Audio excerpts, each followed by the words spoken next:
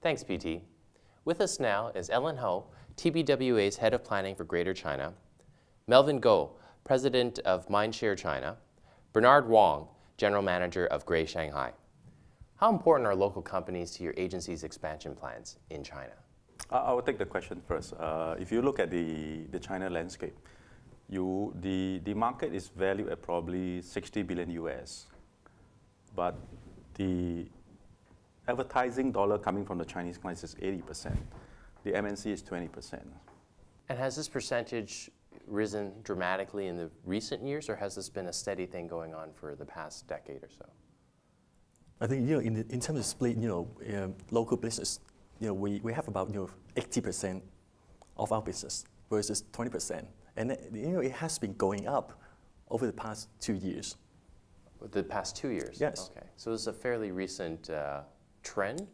But prior to that, I mean, when was the big shift? When did you see the big turn when you had a dominance of MNCs previously for your agency client roster, and then you started to see the business actually take a shift and the local clients started to take over? When did that sort of shift start happening? The shift will, especially after some big events, after the Olympics, Expo last year, the local clients are much more willing to spend. So I can say that it has happened for like 4 years. Yeah, and especially after the global recession as well as the Olympic Games, it's kind of the two things came together at the same time, and then it's kind of quite symbolic timing for the picking up of the local companies. And so the local companies you found actually started to come to you, or did you still have to go out and find these clients and do a lot of new business development? Just for us, it's like we're still enjoying the privilege of being chased. Okay, so they do come to us. We receive calls, maybe 5, 6 every week. So maybe probably calling for a pitch, or even just to directly engage us in some new businesses. Well, and actually talking about pitching, that's obviously one of the big issues, especially oftentimes dealing with local clients. What's one of the biggest challenges that you face as agencies who are probably called, as you mentioned, 5, 6 times a week, but really oftentimes it's for pitches, and oftentimes they're open pitches or they're free pitches. I mean, how do you deal with that with local clients? Do you find that that's something that they really expect, a great deal of work up front without necessarily, paying any sort of pitch fees or any sort of commitment to you? Do you find that's more something that you deal with them, or is it pretty much par for the course, the same with your MNC clients? Honestly, it's quite different. Compared to MNC clients, they actually are less keen for a pitch process. They're actually more interested to know your company better and know the team better and understand the chemistry. If they feel there is a chemistry there, actually they don't care about the pitch. So they pick up more about team, people, and culture rather than a kind of long, painful process of pitch. Yeah. Really? Would you guys, Melvin, would you agree with that? I think the media agency business could be a bit different here because it's still a very price-sensitive component for us because it's really cutting to the bottom of the price. So that's still a very important aspect. And the Chinese companies are very, very pragmatic, which that is really a very key factor in determining whether eventually you win or you don't win the pitch. So I think that for us is continue to be the biggest challenge because here you have a rising cost in China. Then you have your margins being eroded. Then you have the talent being, we face a big talent churn in this industry. I'm sure the industry is about 30-35% or 40% talent churn. So you have people leaving the industry, people leaving for the specialist agencies. Cost is increasing, margin is eroding. So I think put it together, these Chinese clients are not very different from MNCs in that sense. So they said they are a lot more sensitive on pricing. So perhaps each of you could talk about and share a little bit about what one of the biggest challenges you've faced in terms of dealing with local clients might be. For example, we've all heard horror stories about Chinese clients, and sometimes, if the project doesn't go well or things like that, they might disappear, and all of a sudden your agency's on the hook for big bills and unpaid sort of projects. And this happens with a lot of companies, but it seems like there are a lot of stories circulating. Are these true? Is this still happening? Or has there really been a shift, as Bernard mentioned, with all of these global events, to a more perhaps international and sophisticated standard of agency-client relationships. Can you guys talk a bit about the challenges that you faced? I think from my company's kind of experience, we don't experience that kind of, the story you mentioned. But actually, local clients are very straightforward, very transparent. They are very result-oriented. So it's kind of a very straightforward way of working together. But the challenge we're facing is how to find a kind of different team to work for them, because the way they use agency is not to find an advertising company, but more like a marketing servicing partner. So you've got to find talents who understand their business, how they run their business, the revenue, where the revenue coming from, and how to partnership with them to open retail channel. So everything about the marketing, sales, that kind of thing, rather than the piece of advertising. Holistic understanding of the business rather than simply. Which is a challenge for the traditional talent setup in the 4A agencies. Melvin? Maybe I just want to ask Ellen one question. I mean, it's interesting that, it's actually a more holistic approach. But I'm curious whether in your business, because you present all the ideas, and at the mid-management, senior management level, they embrace it. But the Chinese company being quite a patriarch, 老板说了就算, it comes down. So do you face that as one of the frustrations? Because you're selling creative. Yes. The creative is not something that you can't prove it scientifically that this is going to work, unless you test it. But yet when you sell right to the top, and the top guy may not have a clear appreciation of branding because it's a very different background. And say, I don't like, and then it goes completely another direction. Is that, and then you lost a lot of time because you are a service-based company. Is that also one of the challenges that you face, and how do you deal with it? It's one of the challenges. We learn from that kind of experience, and we got sort of a solution on that. Some tricks. Last time we mentioned about our kind of strategy workshop. So we started and built a conversation from the top to down. So meaning that we sell the brand strategy and concept first to the top, the decision maker.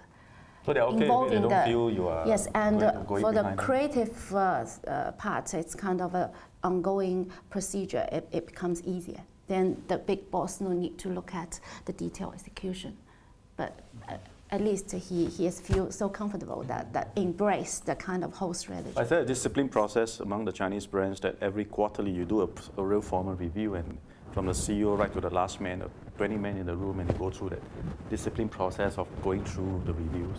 Is that one of the process by the clients that you manage? Or because every Chinese company could be different, No, actually that's not the process, but actually we turn that kind of meetings, reviews into a very interactive co-creation type of workshop. Then everyone inputs ideas rather than you just play the role as a judger to judge my thing. Then if they feel the output is kind of a result of co-creation, it makes our life easier. The engagement, the engagement is really important, so that they feel that sense of ownership, as you mentioned before. But Ellen, you're lucky actually. It's always a challenge to invite the CEO for their participation. That's right. I mean, oftentimes we hear about, perhaps, as you mentioned, with all the layers of management, but ultimately having one or a handful of key decision makers. Do you find sometimes it's difficult to get them involved at an early enough stage? I mean, what you're talking about is a very ideal situation, which is come in the work stage where we're just laying out the sort of strategic landscape together with you. I mean, do you ever find that Chinese clients, they really only want to be involved, I mean, the Laoban, as you mentioned, when there's a decision to be made? It comes as a, yes. Exactly. He wants a yes or no type of situation, and the many layers beneath him are really sort of blocking or protecting their leader and saying, it's not ready yet, for him to come in. Do you find that to be one of the challenges? I mean, to me, dealing with local companies, there are actually only two layers: decision maker and the workers. And the working level, okay? So it's like, frankly, it's always a nightmare to the agency.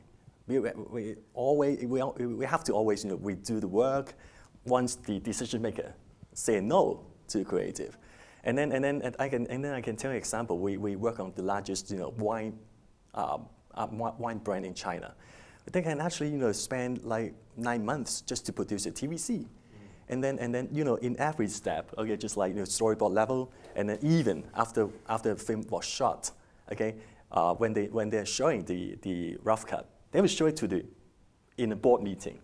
So you got people from you got people from, you know, from whatever departments of the company, of the whole group, and everyone, and then the Laoban, okay, we were there and say, give me some opinions, and then everyone would try to squeeze something, and then make the whole thing not manageable, and then especially we cannot participate in that meeting.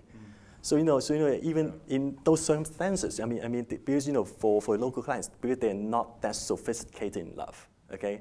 So you know, it's really a burden to the agency. And do you insist then? I mean, how do you control that? Because that's actually a story that also we hear commonly in the industry here, which is that at the final moment, that critical moment when you've sort of produced something, it kind of gets taken from you and presented internally.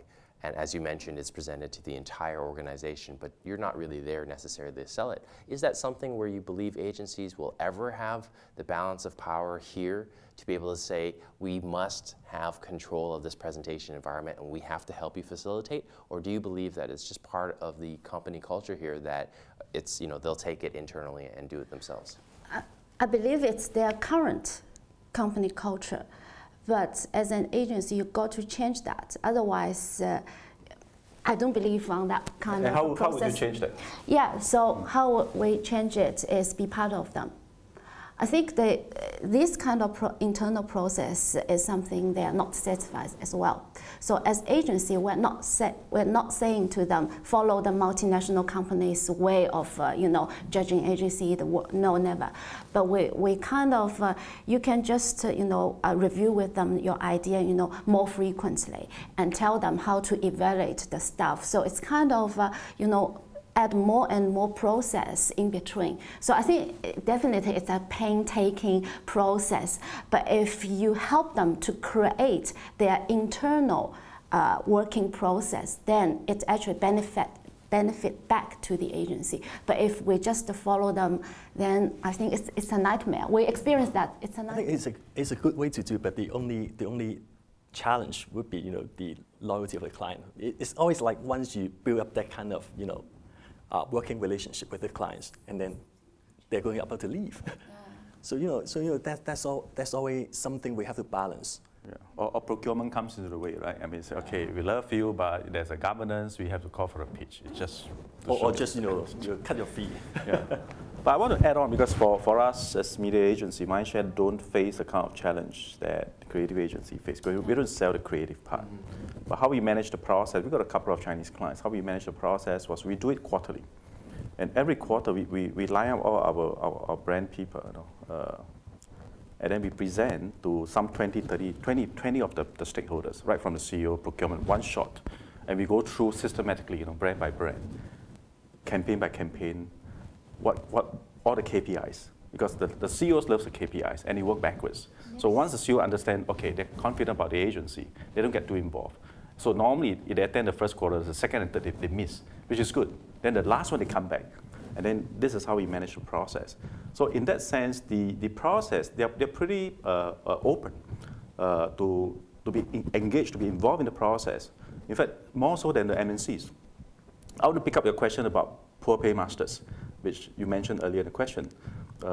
In our case, strangely, we don't have that issue at all. In fact, when we compare, because I run the company, so I can see, and cash flow is very important, because today, you look at the interest rate 6.8% or 7%, you look at AC 2-3%, so if you don't manage it well, you know, you're actually subsidizing the client. But when I look into the AR, in fact, it's the MNCs that's dragging the payment, not the local clients. That's very interesting. So that caught me, and because I look at the numbers, so it's not happening as far as Mindshare is concerned. Ellen, Melvin, Bernard, thanks for joining us on Thoughtful China. That wraps it up for today. Be sure to subscribe to us on Tudo and YouTube, and you can also follow us on Weibo and Twitter. We'll see you again.